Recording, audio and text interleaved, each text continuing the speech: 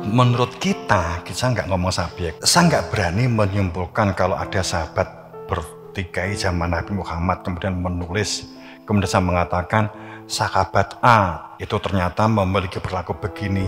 Saya nggak berani, saya kan nggak pernah ngangkat tentang ini. Kenapa? Karena saya tidak pernah tahu kasus itu dan saya tidak pernah bisa bertemu dengan yang bersangkutan gitu loh. Kan gitu. Jadi kalau ngomong kan objeknya saja, tapi bukan subjeknya. Saya nggak berani mengatakan bahwa umpamanya zaman sahabat saja sepeninggal Nabi Muhammad itu terjadi bentrokan antara imam pada saat perang Jamal, saat perang Siffin itu sama-sama sahabat. Di antara mereka juga berusaha untuk saling membunuh. Umpamanya kan begitu. Saya kan nggak berani publis walaupun tahu cerita detailnya dari membaca. Kenapa saya nggak berani melakukan itu? Karena saya nggak ketemu dengan mereka sendiri. Kalau kesimpulan saya salah fatal. Saya hanya menyampaikan bahwa Nabi Muhammad itu membawa sebuah ajaran, semua agama yang pada awalnya itu adalah dari nabinya, itu tidak ada perbedaan sama sekali. Nabi Muhammad, Nabi Isa, Nabi Daud, Nabi Musa, Nabi Ibrahim, sampai Nabi Adam, tidak ada perbedaan. Ada ajaran risalah yang bersifat perennial. Gak ada yang mesti. Ada satu pola yang di dalam sebuah sistem itu tidak bisa diganggu gugat yang bersifat abadi, karena ini berkaitan dengan struktur manusia yang menjalani hidup, struktur kehidupan. Ini ada satu tentang perbedaan syariat itu siklus. Itu hanya siklusnya saja, dinamikanya saja. Tapi inti yang selaginya syariat saja, tatanan lahir, semua ajaran para nabi, para rasul itu sama persis. Pada saat bahwa wasiat minadin, wasiat dalam menjalankan kehidupan beragama, para nabi, para rasul itu sama persis mawasobih nuha waladi auhaina, sama persis, tidak terbedakan sama sekali. Mereka semua mewasiatkan bagi umatnya an aqimuddin untuk menjadi pelaku penegak kehidupan. Itu an aqimuddin dengan menyatakan pakai takkid, huruf takkid, an aqimuddin, untuk mempraktekkan, menyatakan, mewujudkan perilaku tidak berpecah belah. Pakai an, kenapa? Harus ada bukti fakta bahwa kamu itu tidak berpecah belah, itu komunikasi, mendukung, mensupport, membantu. Kan begitu kalimat an di sini. An aqimuddin wala tatafarraqu. Taknya double, tidak sekedar wala tafaroku, wala faroku, wala tafaroku, tapi wala tatafaroku, ada tasdid muta'alim.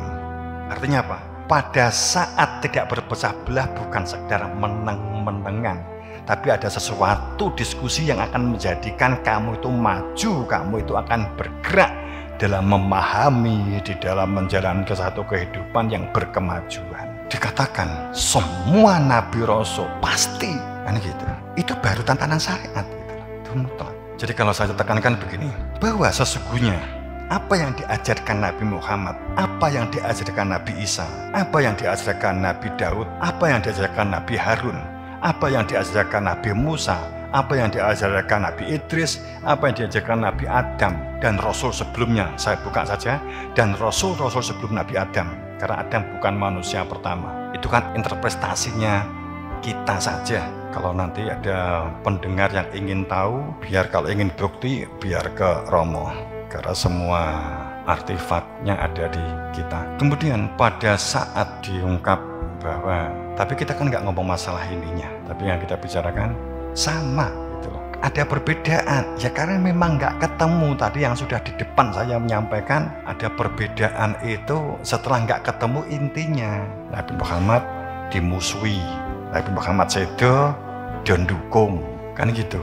Sehingga ditafsir-tafsir, dikira-kira, diprediksi kan gitu. Terus katanya buku yang ditulis oleh ini di tahun ini, wong juga nggak ketemu si penulisnya sendiri, sing nulis dewi atau perut Nabi Muhammad, kan repot gitu loh. Jadi kalau kita mau jujur, sungguh bahwa sesungguhnya mereka terkonek bukan dalam pengertian kalau ini nggak dijelaskan, terus muncul enak tafsir gini, oh Yai Tanjung berarti di antara nabi itu secara metafisik mereka komunikasi kan, akhirnya kan begitu. Tidak sekedar begitu, antara Nabi Adam sampai Nabi Muhammad itu tidak pernah terputus keberadaan Rasulnya, bukan keberadaan tafsirnya.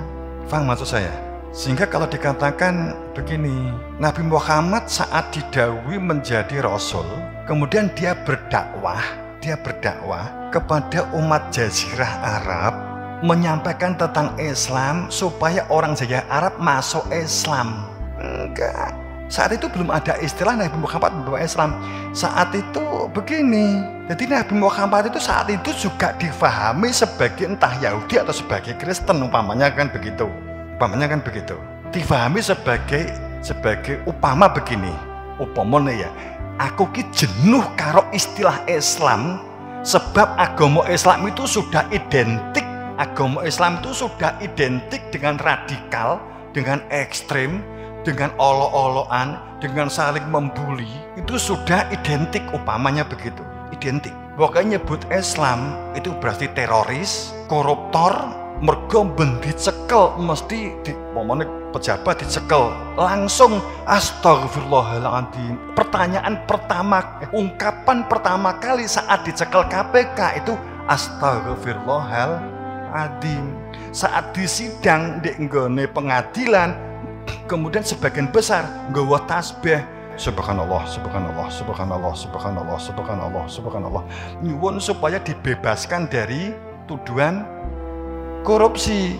Subhanallah, subhanallah, menawa wae nek krungu subhanallah di jerone bajingan, dancuk ngene. Ya, bisa jadi loh ya. Terus akhirnya piye? Wes gawe anu wae, gawe agama Islam dibasane Jawa wae. Agama itu kehidupan, agama itu aktivitas, agama itu energi, penggerak untuk energi, tatanan. Islam itu selamat, budi, dharma. Nek ngono anu wae digawe agama Islam jadi kehidupan, budi, dharma. Kan gitu upamane kan begitu. Lah ben menyebut Islam awak dhewe kena getahe. Malah kita tuh membantu saudara kita yang Hindu, saudara kita yang Kristen, sing musuh juga umat Islam. Wong Kristen kok dibantu kan gitu. Timbangane ngono ya wis gawe agama budi kan gitu kan. Ora entuk nganggo Al-Qur'an, ya wis diterjemahke basa Jawa. Ngono wae. Iki upama kan gitu.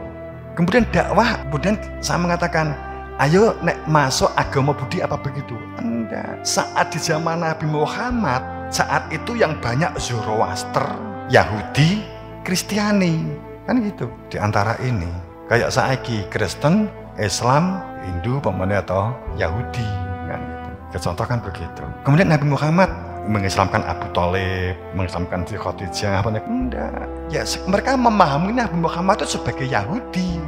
Terus Nabi Muhammad meluruskan atau Kristen, tidak mengatakan Kristen atau Hindu atau Yahudi atau yang lain. Nabi mengatakan bertauhidnya Nabi Musa itu ini loh. Wa man a'radu an dzikri, siapa yang tidak bertauhid maka dia tidak memiliki zikir, kan gitu. Semua orang tahu sekarang. Orang itu kalau nggak mengenal Tuhan, kalau orang itu nggak zikir, maka hatinya kosong. Wa ma'radu an dzikri fa inna lahu ma'isyadun ka wa nahsaru yaumil qiyamati a'ma. Nek orang tuh nggak punya zikir, hatinya kosong. Saat hatinya kosong, dia itu bingung nahsyuru yaumil qiyamah, dan nek meninggal dia buta. Terus akhirnya apa?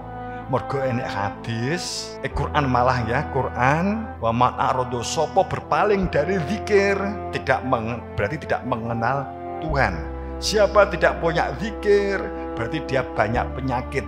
Siapa tidak mengenal zikir, berarti hatinya hampa. Siapa tidak mengenal zikir, nahsyuruhu, pasti hidupnya terketulo-tulo, kejepit. Siapa nggak punya zikir, dia adalah buta, dan pada saat mati dia lebih buta. Akhirnya kan gitu. Akhirnya Pak Dayat gawe majelis zikir supaya dikatakan ben duwe zikir, kan ngono. Iki upomo kan gitu. Contoh kan begitu.